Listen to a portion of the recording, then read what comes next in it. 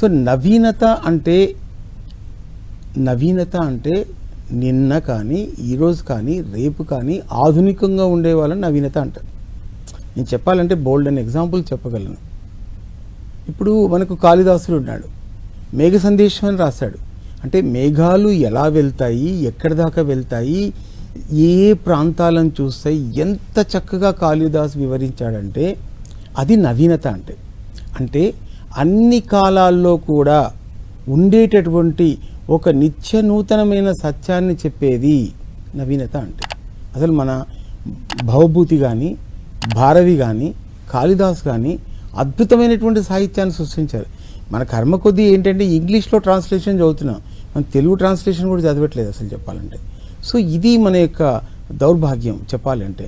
So ఆయుర్వేదంలో నవీనత అంటే so ఇప్పుడున్న కాలంలో ఉన్న ఎక్స్రేలు కానీ, ఎంఆర్ఐలు కానీ, ల్యాబ్ టెస్టులు కానీ, అంటే ఆయుర్వేదంలో చెప్పిన షడ్విధ పరీక్షలు కానీ, అష్టవిధ పరీక్షలు కానీ, ఇట్లాంటి పరీక్షలన్నీ చేసుకొని వచ్చిన నిర్ణయాలను ల్యాబ్ టెస్టులతో పోల్చి చూసుకొని ఎలా ఉంది, రోగం ఏమిటి కనుక్కొని దాన్ని బట్టి మాట్లాడేటటువంటి విషయాన్ని నవీనత అంటారు.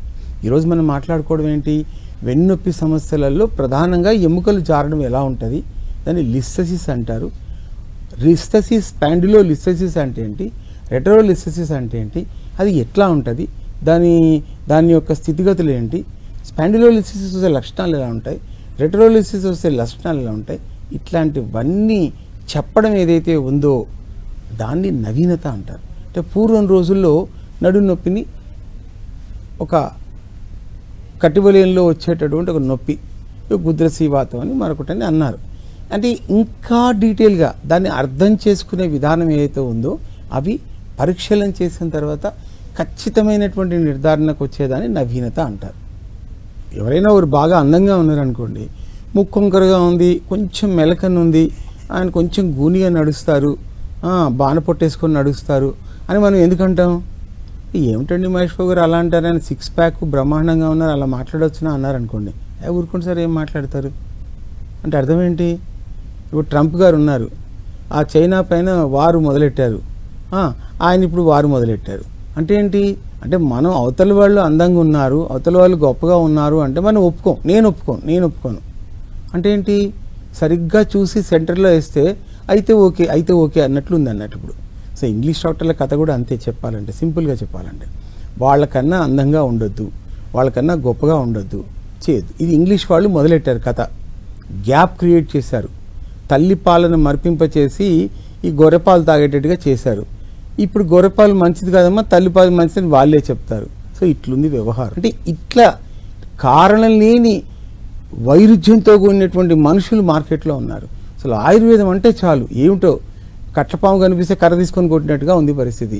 సో ప్రజలు దీన్ని నిశ్చితంగా గమనిస్తున్నారు, అర్థం చేసుకుంటున్నారు. కాబట్టి మేము నిజం మాట్లాడుతున్నాం, ఏమిటో ముందు తర్వాత డుమ్డుమ్లాడుతూ ఏదో అయిపోయింది, ఇక్కడ వెళ్ళండి అక్కడ వెళ్ళండి, మేము అది రాష్ట్ర వ్యాప్తంగా 2 రాష్ట్రాల్లో సౌత్ ఇండియా మొత్తంలో మేము ఉన్నామని మేము చెప్పట్లేదు.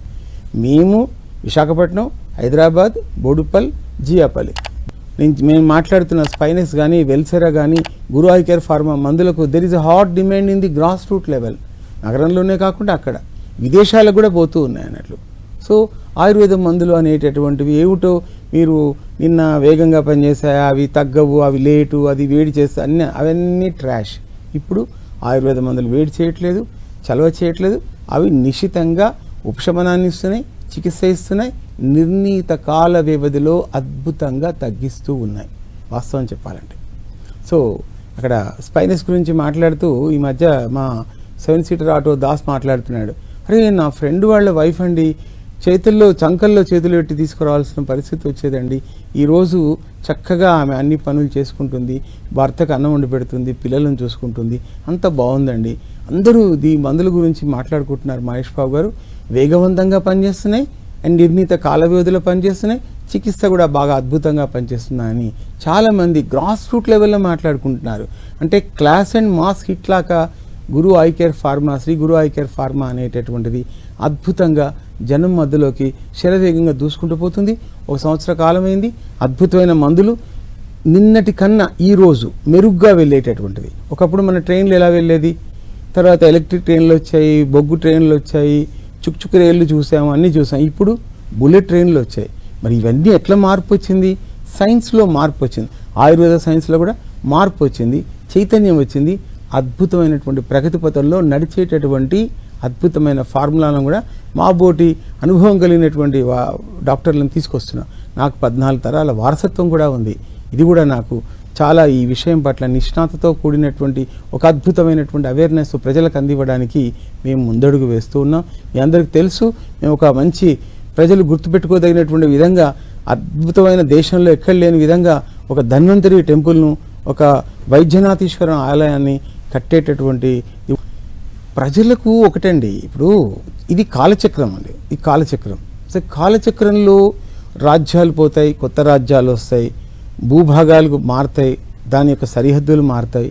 అట్లనే సైన్స్లో కూడా నిన్న వాళ్ళు ఉంటే ఈరోజు మనం ఉంటాం, మనం ఉంటే వాళ్ళు ఉంటారు. ఒకప్పుడు తక్షశిల, నలంద, నాగార్జునకొండ, విక్రమశిల, కంచి, మధుర, తాంజావూరు లాంటి పట్టణాలలో అసలు యాక్చువల్లీ ఎంత అద్భుతమైనటువంటి విశిష్టమైన విద్యా వ్యాసంగాలు అభివృద్ధి పథంలో నడిచాయి.